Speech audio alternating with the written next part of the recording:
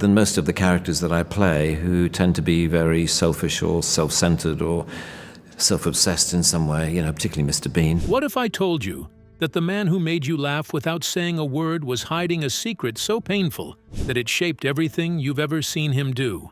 The boy they called an alien, the stutter that trapped him in silence, the discovery that changed everything.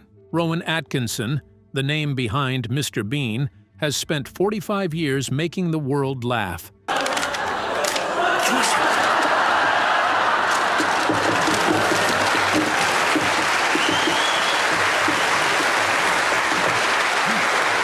But at what cost? For decades, he's carried a burden that millions never knew about. A childhood trauma so deep that it literally changed how he could speak. Classmates mocked him, teachers worried about him, and one young boy named Tony Blair, yes, that Tony Blair, watched it all happen. But here's what's truly shocking.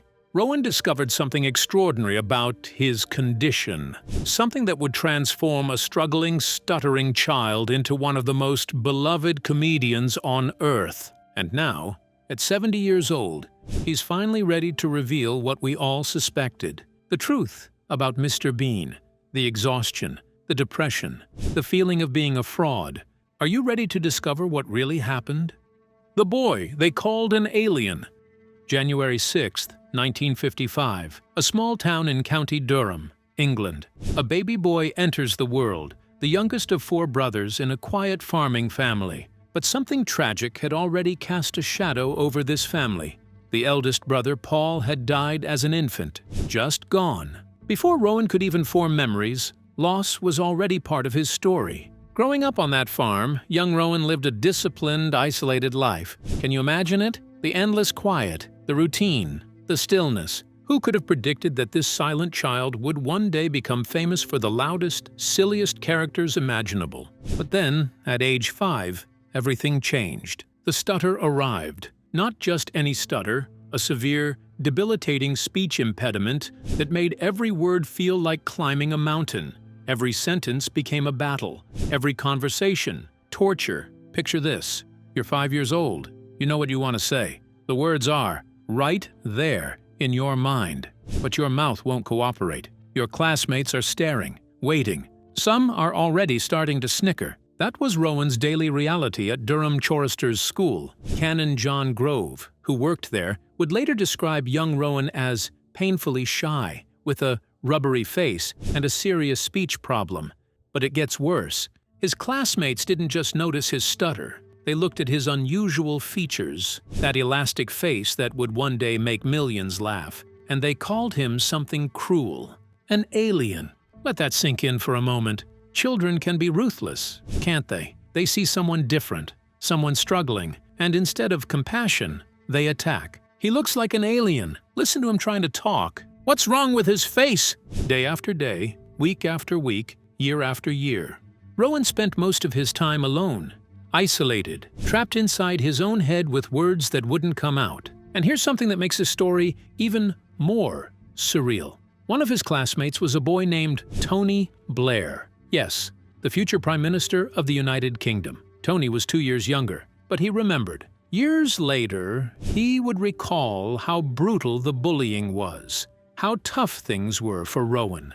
A 2007 article in The Independent documented just how bad it got. The mockery, the isolation, the daily humiliation. But then, something extraordinary happened. Something that would change everything. The discovery.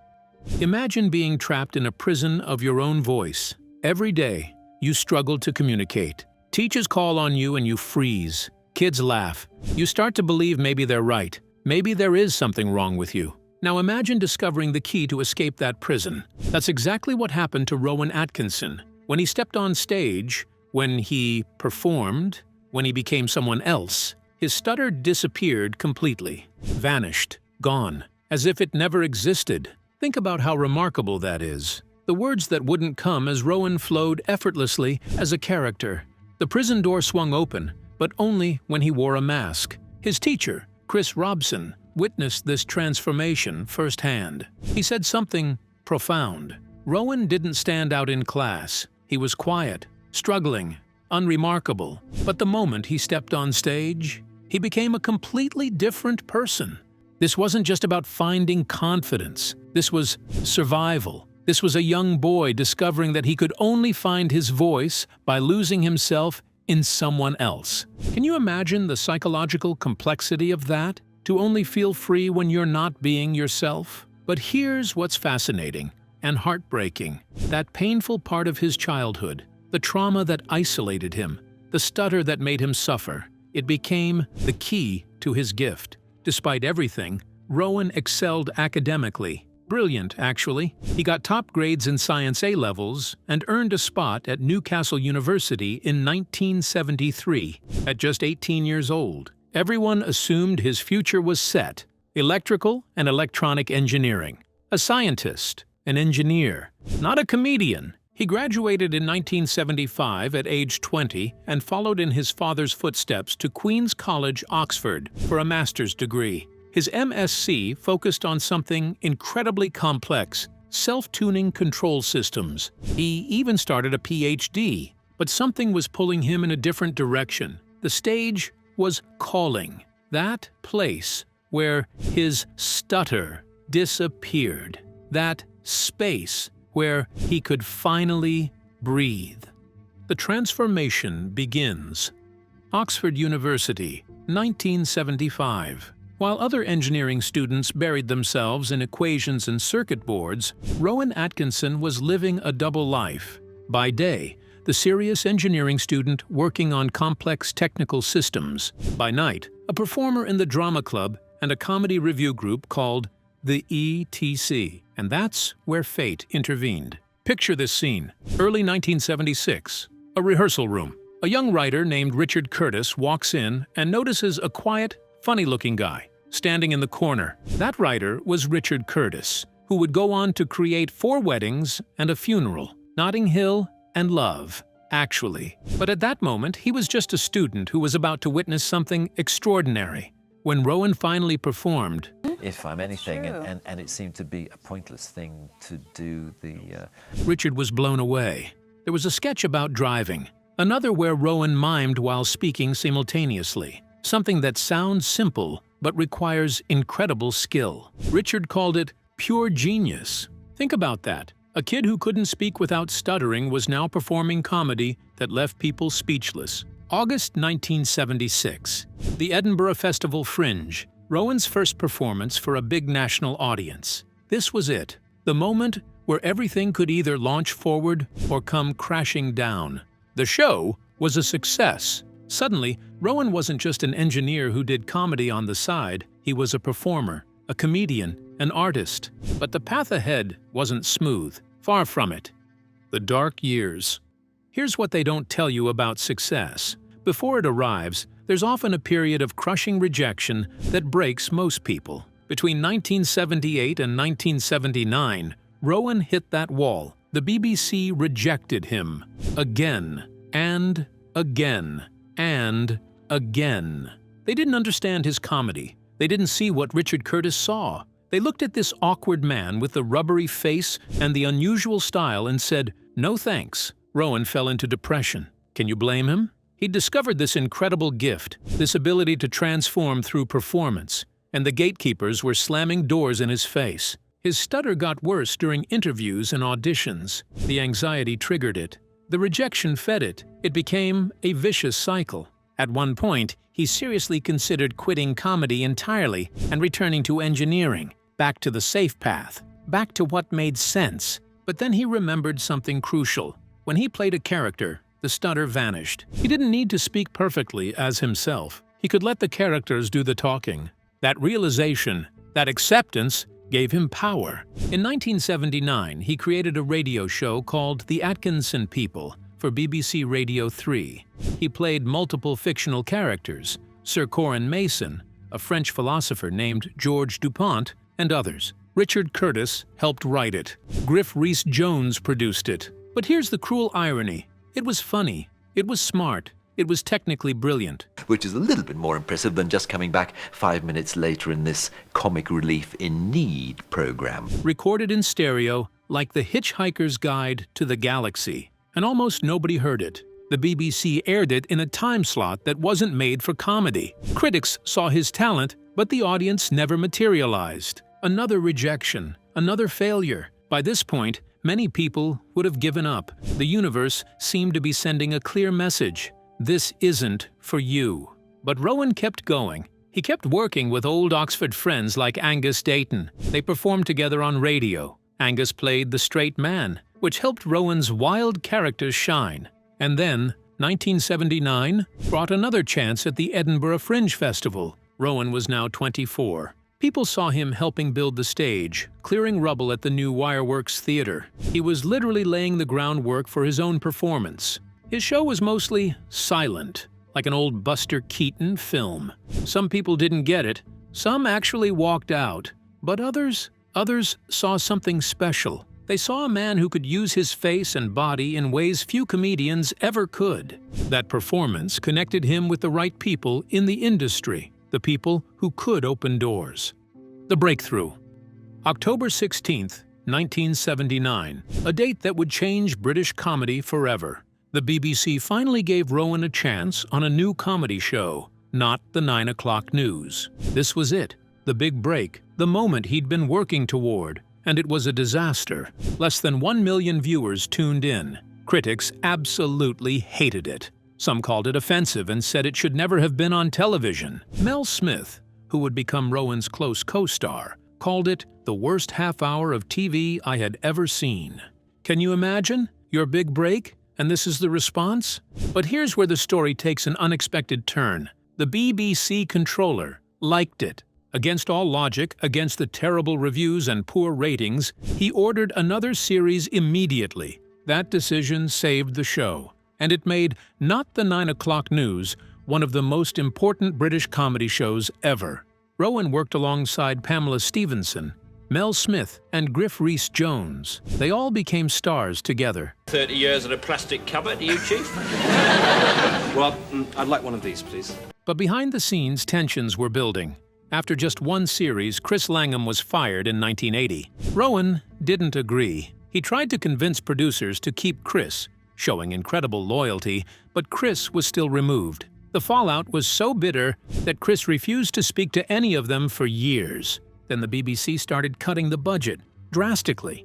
They joked about it in an episode called The Outrageously Expensive Not the 9 O'Clock News. But it wasn't really a joke. They had to stop filming in fancy locations. They cut smaller roles. The pressure was enormous. And then came the moment that changed everything for Rowan. A second series, a sketch called Gerald the Gorilla. Mel Smith played a professor who claimed to have trained a gorilla named Gerald. But Gerald, played by Rowan in a gorilla suit, turned out to be smarter and angrier than anyone expected. Through the window of somebody's house That's while right. Mr. Bean was having dinner inside. That would be fun. When the professor said he caught Gerald in the wild in 1968, Gerald snapped, "Wild! I was absolutely livid." That line became legendary. The sketch became so popular that real scientists started jokingly calling groups of baboons a flange, just like in the sketch. The episode helped the show win the Silver Rose at the Montreux Festival in 1982 and a BAFTA for Best Light Entertainment Program. But here's what's remarkable. That one sketch didn't just make people laugh. It set the template for everything that would come next. The physical comedy, the strange humor, the brilliant timing. It set the stage for Blackadder and Mr. Bean. The creation of a legend. June 15th, 1983. The Blackadder launches. Rowan co-created it with Richard Curtis, the same partnership that had started at Oxford. They imagined an alternate history where Richard III won the Battle of Bosworth Field. It was ambitious, expensive, risky. They shot at Alnwick Castle with huge sets and elaborate costumes. The budget skyrocketed. Rain kept ruining shoots. The period costumes and giant cast lists consumed money. Reviews weren't even that good. Critics thought it wasn't as funny as Rowan's earlier work. The BBC nearly cancelled it. Only one thing saved it: the International Emmy the show won.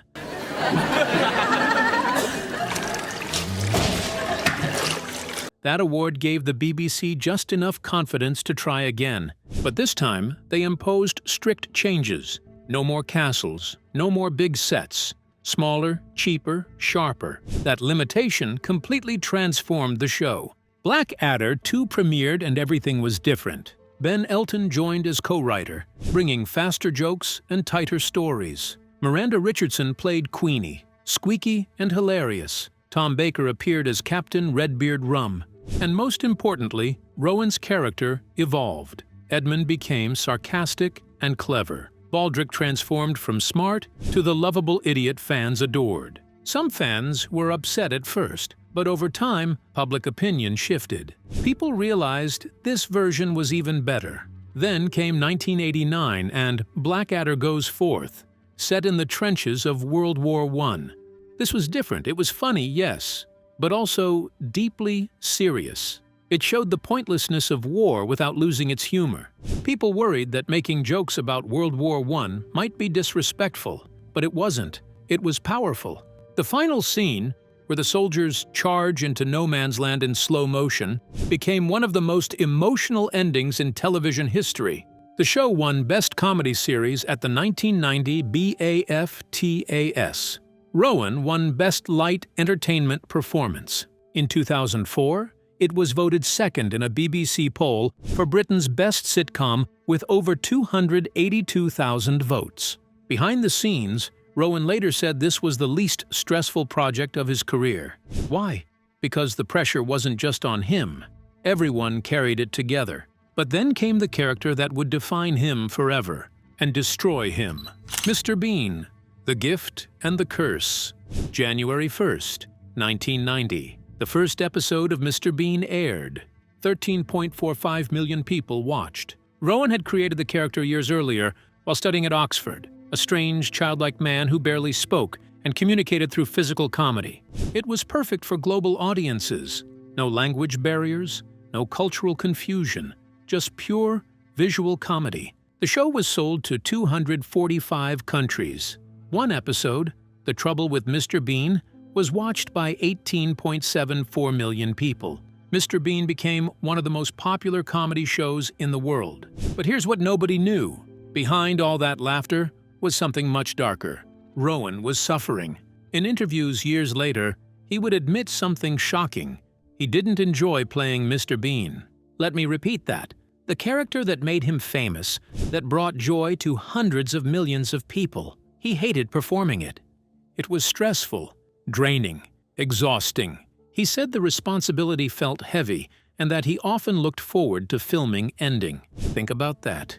Every time you laughed at Mr. Bean's antics, Rowan was counting down the minutes until he could stop. Why? Because the character barely talked. Rowan had to express everything with his body and face. Every emotion, every joke, every moment. That took an enormous emotional toll. What the world saw as simple, effortless comedy was actually a painful performance for the man behind it. Remember that stutter? That childhood trauma? Playing Mr. Bean didn't make it disappear. It just transferred the struggle from his voice to his entire body. Mr. Bean made it to the big screen and earned over $251 million worldwide.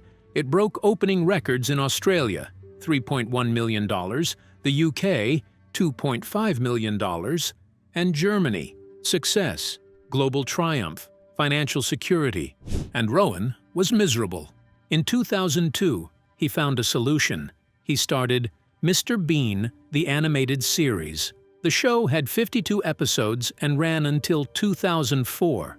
This format was a relief for Rowan. He only had to do the voice. No more exhausting physical work. No more emotional drainage. The animated version kept Mr. Bean alive without destroying Rowan's health. The London Olympics. Rowan brought Mr. Bean back for one more live performance during the Chariots of Fire sequence. 26.9 million people in the UK watched it. Globally, 900 million people saw it. It was one of the most tweeted moments of the night, and it left Rowan drained for weeks. Many people now see that moment as his last major appearance as Mr. Bean in full physical form. In 2018, on The Graham Norton Show, Rowan made a shocking confession. Filming was very difficult and exhausting. I felt like nothing I did was ever good enough. Back in 2012, He'd told the Telegraph he wanted to retire Mr. Bean. He said watching someone in their 50s act childlike could feel a little sad. Then in 2016, he changed his mind. He would never retire the character. Then 2018, Mr. Bean was unlikely to return, but he added, "You must never say never." Fans were confused, but the message was clear. Rowan was trapped in an impossible situation. The character that made him famous had also become his prison. The hidden life. While the world saw Mr. Bean, Rowan Atkinson was living a complex life that few people understood. He first met Sunetra Sastry in the late 1980s. She was a makeup artist on Black Adder. Rowan actually switched makeup artists just so he could talk to her. His co-star Stephen Fry had also wanted to ask her out, but Rowan got there first. They married on February 5, 1990, at the Russian Tea Room in New York. Stephen Fry was the best man. They had 2 children, daughter Lily in 1993 and son Benjamin in 1995. For 24 years they stayed together. But in 2014, everything changed. They separated, and the divorce became final in November 2015. In court documents, Sunetra said Rowan was behaving unreasonably, and there was someone else, Louise Ford, a comedian 27 years younger than Rowan. The media exploded. Sunetra was reportedly heartbroken. In 2013, while acting in a play called Quartermain's Terms, Rowan began his relationship with Louise. She was 31, he was 58. She left her boyfriend, comedian James Acaster, to be with Rowan. Many called it a scandal, but Rowan refused to discuss it publicly. He once said, "The only thing more important than not talking about your personal life is not talking about why you're not talking about it." December 2017, Louise gave birth to their daughter, Isla. Rowan became a father again at age 62. But here's where things get even more complicated. The contradictions. For decades, Rowan had been seen as an environmental advocate. He drove electric and hybrid cars since the 1980s. He spoke about climate change. Then, June 2023, he wrote an article in The Guardian with a shocking title, "I love electric vehicles," and was an early adopter, but increasingly I feel duped. In it, he claimed, electric vehicles cause 70% more greenhouse gas emissions during production than normal cars. He criticized EV batteries and the environmental claims around them. The article went viral across conservative media. Environmental scientists were furious, calling his claims misleading. Then it came out, Rowan owned a huge collection of supercars, rare McLarens, Aston Martins, and other high-performance vehicles. Parliament even blamed his article for slowing EV sales across the UK. His critics said he was helping fossil fuel companies while enjoying a massive carbon footprint. The contradictions were stark. A man who'd advocated for the environment was now undermining it. A comedian who'd made his career on authenticity seemed hypocritical. But was it hypocrisy, or was it something else? March 2001 gives us a clue. Rowan was flying with his family in Kenya when their private pilot suddenly fainted mid-flight. Rowan had never flown a plane before, but he grabbed the controls and kept the aircraft steady until the pilot woke up and landed safely in Nairobi. He was 46 years old. He saved everyone on board. This moment reveals something crucial about Rowan. Under pressure, when it truly mattered, he acted with calm precision. His engineering background, that analytical mind, took over. Maybe his EV article wasn't about being anti-environment. Maybe it was about applying that same analytical precision to a topic where he felt people weren't being honest. Right or wrong, it showed he was willing to speak uncomfortable truths, even when they damaged his reputation. The voice he found. October 2012. Rowan gave a speech in Parliament that surprised everyone. It wasn't about comedy. It was about freedom of speech. For 9 minutes, he defended the right to say things even if others find them insulting. He argued that too many things are labeled offensive and that people should be allowed to speak freely. That speech went viral, over 140,000 views in just days. Not everyone agreed with him. Some LGBTQ+ groups and progressive activists accused him of protecting hate speech, but the law did change. The part of the Public Order Act that banned insulting words was removed. Here's the irony. The boy who couldn't speak without stuttering, the man who found his voice only through silent characters, he was now using his real voice, his own voice, to defend the freedom to speak. Think about the journey, from speechless child to silent comedian to vocal advocate. When Disney offered him the role of Zazu in The Lion King in 1994, Rowan didn't want to do it. He said he'd never liked voice work, but he agreed. And The Lion King earned $968.5 million worldwide, becoming Disney's highest-grossing hand-drawn film. In 2003, he starred in Johnny English, a spy parody that made $160 million on a $40 million budget. It spawned 2 sequels and became a global franchise. In 2022, at age 67, he returned to physical comedy with Man vs. Bee on Netflix. 9 episodes of him battling a single bee. He admitted it was exhausting. His body couldn't handle it like before, but he did it anyway. Why? Maybe because performing, despite the pain, was still the place where he felt most alive. The truth revealed. September 2024. A fan theory that had circulated for decades was finally confirmed. People had always believed Mr. Bean was actually an alien. The opening sequence showed him falling from the sky. His behavior was odd. He had no first name, just Mr., as if aliens didn't understand human naming conventions. In the animated episode Double Trouble, it was made official. Mr. Bean meets clones of himself inside a spaceship. Screen Rant confirmed. The show officially revealed he was not from Earth. Rowan had hinted at it back in 1993, but now it was canon.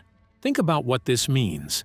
The character that defined Rowan Atkinson was literally playing the thing his childhood bullies had called him, an alien. The kids at Durham Chorister School who mocked his rubbery face and called him an alien, Rowan took that pain and turned it into the most beloved character in comedy history. He took the worst insult of his childhood and made it his greatest strength. That's not just redemption, that's transformation. January 6, 2025. Rowan turned 70. By September 2025, the official Mr. Bean YouTube channel had over 12.01 billion views and 35.1 million subscribers. It earned between $77,000 and $232,000 every month. Every single day, it gets 1.5 to 2.3 million views. Fans exist everywhere, from Tokyo to Mumbai to Sao Paulo. Comedians like Sacha Baron Cohen credit Mr. Bean's style as an influence. Comedy schools teach something called the Atkinson method. People call him the 21st century Charlie Chaplin. He's won 12 major awards, been nominated 18 times, won BAFTAs, an International Emmy, a Laurence Olivier Award. And yet, despite all this, Rowan keeps saying he doesn't feel successful. He questions himself constantly. The confession. So what did we all suspect? We suspected that behind the laughter was pain. We suspected that Mr. Bean wasn't as easy as it looked. We suspected that something drove Rowan Atkinson that was deeper than just wanting to be funny. And we were right. At 70, Rowan has finally confirmed it all. The stutter that shaped him, the bullying that scarred him, the discovery that he could only speak freely when he wasn't being himself, the exhaustion of playing Mr. Bean, the depression, the feeling of being a fraud despite enormous success. But here's what else he's confirmed. That pain can be transformed into art. That trauma can become triumph. That the things that hurt us most can become the gifts we give to the world.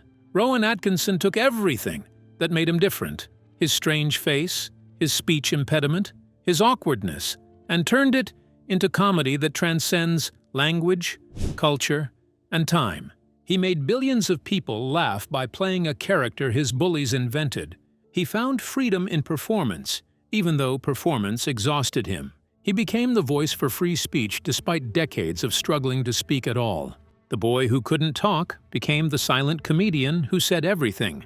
And now, at 70, not as Mr. Bean, not as Black Adder, not as any character, as Rowan Atkinson, the man who survived, the artist who persevered, the human who turned suffering into joy for millions. His career isn't over. The Mr. Bean YouTube channel continues to grow. New generations discover him daily. His influence on comedy will outlast him by decades. But his greatest achievement isn't Mr. Bean or Black Adder or awards or billions of views.